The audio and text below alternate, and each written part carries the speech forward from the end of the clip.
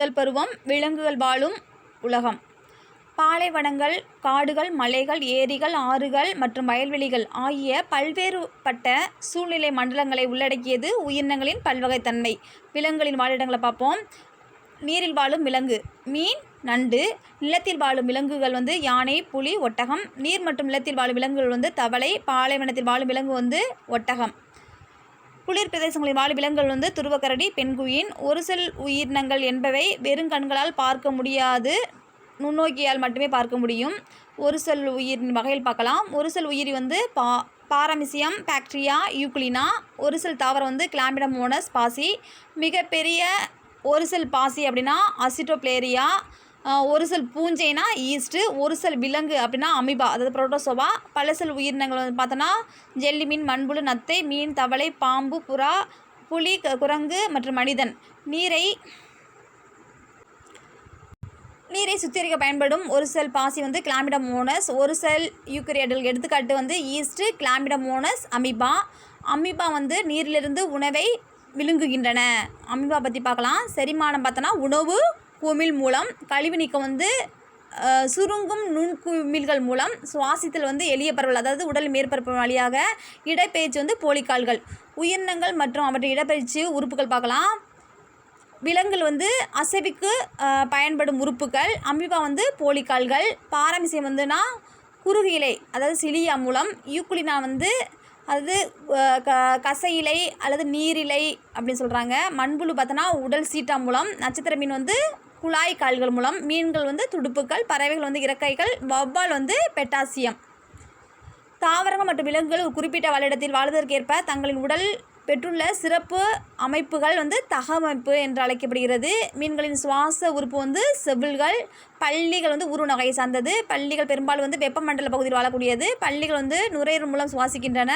இரு கால்களில் ஓடும் போது பல்லியின் வாலானது அதன் முழு உடல் எடையை தாங்கும் வகையில் பின்னோக்கி அல்லது மேல் நோக்கி இருக்கும்.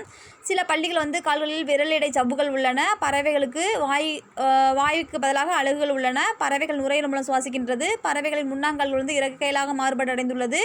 உள்ளிடற்ற அல்லது வெற்றிடத்திலான இலகுவான எலும்புகளை பெற்றிருப்பது பறவைகள். பறவைகள் வால் பறக்கும் திசையை காட்ட உதவுகிறது.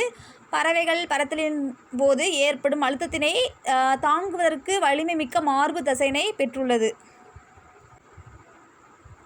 ஒரே சமயத்தில் இரு கண்கள் மூலம் இரு வெவ்வேறு பொருள்களை பறவைகளால் காண முடியும். இதற்கு இருவிழி பார்வை என்று பெயர்.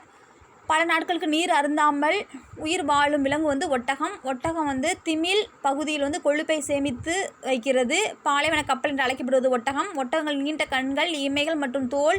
அதன் கண் மற்றும் காதுகளை புழுதி புயலிலிருந்து பாதுகாக்கிறது. பாதுகாப்பிற்கான தடிமனான தோல், வெண்மையான உரோமங்களை பெற்றுள்ள விலங்கு துருவக்கரடி.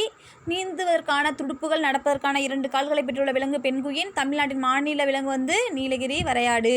மேலும் அறிந்து கொள்ள பார்க்கலாம். சிங்கப்பூரில் உள்ள சிராங் பறவைகள் பூங்காவில் பென்குயின் பறவைகள் பனிக்கட்டிகள் நிரம்பிய ஒரு பெரிய கண்ணாடி கூண்டில் 0 டிகிரி வெப்பநிலையில் அல்லது குறைவான வெப்பநிலையில் பராமரிக்கப்படுகின்றன. ஒரு விலங்கு பருவ மாறுபாட்டின் காரணமாக ஒரு இடத்திலிருந்து வேறு இடத்திற்கு செல்வது வலசைப்பதல் என்று பெயர். வேடந்தாங்கல், கொடியக்கரை மற்றும் குந்தன்குளம் ஆகிய இடங்கள் தமிழ்நாட்டில் காணப்படும் பறவைகள் சரணாலயங்களாகும். பல பறவைகள் வெளிநாட்டிலிருந்து, அதாவது சைபீரியா மற்றும் ரஷ்யாவிலிருந்து வேடந்தாங்கல் வருகின்றன. சில விலங்குகள் அதிகப்படியான குளிரை தவிர்க்க அனைத்து செயல்பாடுகளை நிறுத்திவிட்டு உறக்கத்தில் ஈடுபடுகின்றன. இந்நிலைக்கு குளிர்கால உறக்கம், எடுத்துக்காட்டு ஆமை. அதே சமயம் சில விலங்குகள் அதிகப்படியான வெப்பத்தை தவிர்க்க அனைத்து செயல்பாடுகளை நிறுத்திவிட்டு உறக்கத்தில் ஈடுபடுகின்றன. இந்நிலைக்கு கோடைகால உறக்கம், எடுத்துக்காட்டு நத்தை. எப்பொழுதும் கங்காரு, எலி நீர் அருந்துவதில்லை. உண்ணும் உணவிலிருந்து உடலுக்கு தேவையான நீரை உருவாக்கி கொள்கிறது.